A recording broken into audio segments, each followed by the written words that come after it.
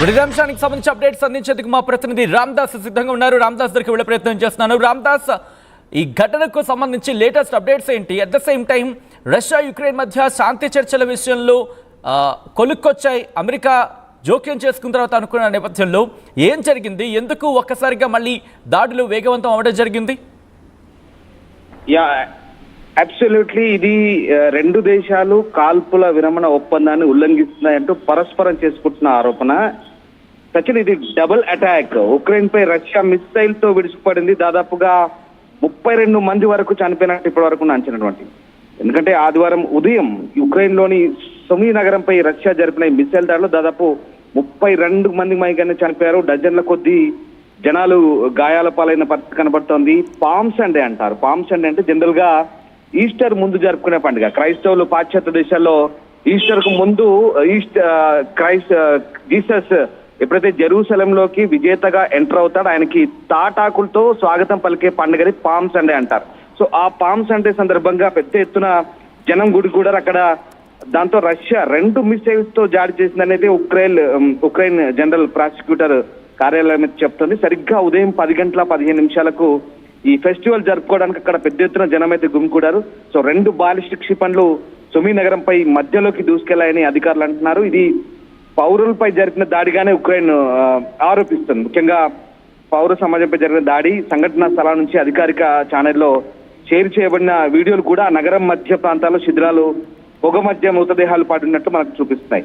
ఇక శనివారం తెల్లవారుజామున ఉక్రెయిన్ లోని కీవ్ లో కూడా ఇండియాకు చెందిన ఓ ఫార్మాస్యూటికల్ కంపెనీ గిడ్డంగి పై కూడా రష్యా క్షిపణి దాడులు చేసిందంటూ కూడా వార్తలు వస్తున్నాయి. భారత్ లోని దేశ రాయబార కార్యాలయం అయితే ధృవీకరిస్తుంది. ఇది ఉక్రెయిన్ రాయబార కార్యాలయం. భారత్ తో ప్రత్యేక స్నేహం అంటూ రష్యాలో ఉక్రెయిన్ లోని భారతీయ వ్యాపారులపై ఉద్దేశపూర్వకంగా దాడులు చేసుకున్నారంటూ ఆరోపిస్తుంది. ఇక్కడ ఒక బ్రిటన్ చెందినటువంటి ఓ వ్యక్తి కూడా దీన్ని ఆ దాడిని ధృవీకరించారు. కానీ ఆ ధ్వంసమైన గోడౌన్ ఉక్రెయిన్ లోని అతిపెద్ద ఫార్మా కంపెనీలో ఒకటైన కుసుమ్ అనే ఫార్మాస్యూటికల్ కంపెనీ చెందిందిగా ఇటు కుసుమ్ హెల్త్ కేర్ చెప్తోంది. అది మానవతా ప్రయోజనాల కోసం ఉపయోగించే అవసరమైన వైద్య సామాగ్రి, ముఖ్యంగా పిల్లలకు, వృద్ధులకు ఉపయోగించేటువంటి మెడిసిన్ ఏదైతే ఉందో అది అక్కడ నిల్వ ఉంటుంది గిడ్డంగి అనమాట. ఈ కంపెనీకి సంబంధించినటువంటి భారతీయ వ్యాపారవేత్త రాజీవ్ గుప్తా యాజమాన్యంలో ఉంది. అయితే దీనికి సంబంధించి అంటే ఓ వైపు ఉక్రెయిన్ అయితే ఆరోపిస్తుంది రష్యా ఇండియా స్నేహం ఉన్నప్పటికీ కూడా ఇండియన్ ఫార్మా కంపెనీలపై దాడి జరిపిందని చెప్తున్నప్పటికీ కూడా ఇండియా దీన్ని మాత్రం అంటే భారతీయ విదేశాంగ శాఖ ఈ దాడికి సంబంధించి ఎట్లాంటి అధికారిక ప్రకటన కానీ స్పందన కానీ లేదు ఇప్పటి వరకు. సో అదలా పక్కన పెడితే ఇది మొత్తం మీద 2 దాడులు జరిగాయి. ఇక్కడ కీవ్ లో ఇండియన్ ఫార్మా గిడ్డంగిపై జరిగిన దాడి ఒకటైతే, తాజాగా పామ్ సండే సందర్భంగా జరిపిన దాడి అయితే ఒక రకంగా ఇదైతే చాలా దారుణంగానే చెప్పొచ్చు. నిజంగా పౌరులను లక్ష్యంగా చేసుకొని రష్యా దాడి చేస్తుందని మనకి ఇక్కడ అర్థమవుతుంది.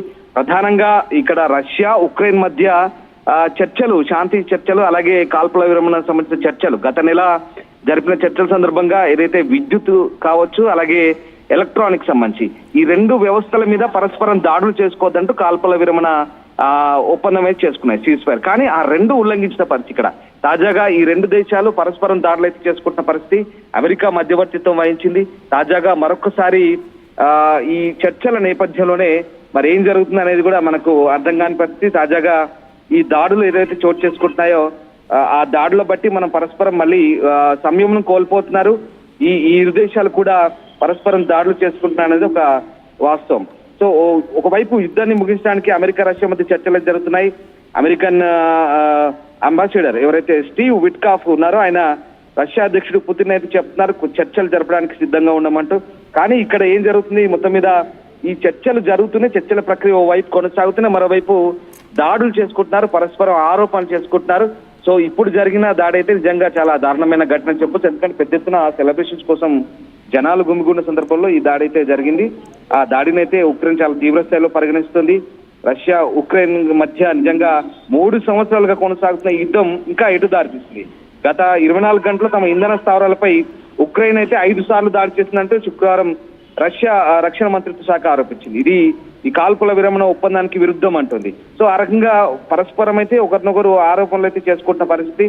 సో మొత్తం మీద అయితే ఇటు ఉక్రెయిన్ అటు అమెరికా ఒత్తిడి పెంచితే కనుక రష్యా కొంత దాడులు తగ్గిస్తుందని ఉక్రెయిన్ అయితే భావిస్తుంది. యుద్ధం ఆపడానికి చర్చలు అయితే కొనసాగుతున్నాయి.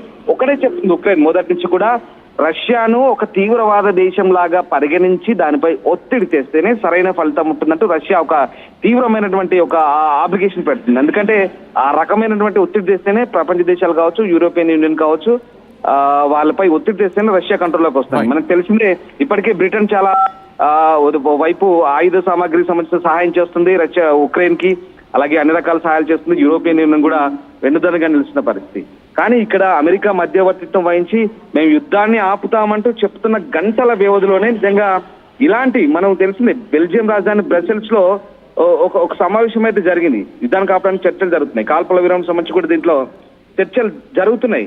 కానీ అంతలోపే ఈ రకమైన దాడులు, అది కూడా సివిలియన్స్ ని టార్గెట్ గా చేసుకొని చేసిన దాడిని అయితే ఉక్రెయిన్ చాలా తీవ్రంగా పరిగణిస్తుంది. సో మొత్తం మీద అటు ట్రంప్ కూడా తీవ్రంగా శ్రమిస్తున్నాడు. యుద్ధాన్ని ముగించడానికి రష్యా చొరవ తీసుకోవాల్సిన అవసరం ఉందంటూ ట్రంప్ కూడా చెప్తున్నారు. నిజంగా చాలా మంది సివిలియన్స్ చనిపోతున్నారు, అమాయకులు చనిపోతున్నారు. ఇవన్నీ కూడా సో ఈ రకంగా మరి ఇప్పుడు Witkoff Russia India American ambassador ఏ రకమైనటువంటి మధ్యవర్తిత్వం వహిస్తాడు, ఏ రకంగా ఇది సక్సెస్ అని చూడాలి. సో మరోవైపు అటు బ్రిటన్ అయితే సైనిక సహాయం అందిస్తుంది. బ్రసెల్స్ లో ఈ ప్రకటన చేస్తారు బెల్జియం దగ్గర. సో ఆ రకంగా ఉక్రెయిన్ అయితే ఒకటే కోరుతుంది ప్రపంచ దేశాన్ని రష్యాపై తీవ్రమైన ఒత్తిడి తెస్తే తప్ప రష్యా చెప్తే వినదు అన్నట్టుగా మాట్లాడుతుంది. సో అటు మనం మరోవైపు చూసినట్లయితే మిలియన్ల కొద్ది డ్రోన్లు, యాంటీ ట్యాంక్ మైన్స్, సైనిక వాహనాలు ఇవన్నీ కూడా ఈ మరమ్మతులకు నిధులు ఇవ్వడం కానీ సమకూర్చడం కానీ బ్రిటన్ అయితే చేస్తుంది. సో మొత్తం మీద 3,136 కోట్ల ప్యాకేజ్ దాదాపు బ్రిటన్ ఇచ్చింది. ఇంకా అంతర్జాతీయ నిధి నుంచి ఓవైపు నార్వే ఇస్తుంది, యూరోపియన్ యూనియన్ ఇస్తుంది.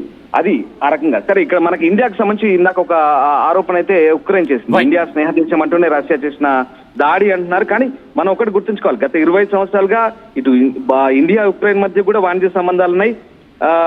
కాకపోతే ఇప్పుడు రష్యా యుద్ధాన్ని ఇండియా కూడా ఖండించలేదు. ఇక్కడ ఏ అంతర్జాతీయ వేదికల మీద కూడా ఇండియా ఖండించలేదు. At the same time Ukraine కి అయితే సాయం చేస్తుంది.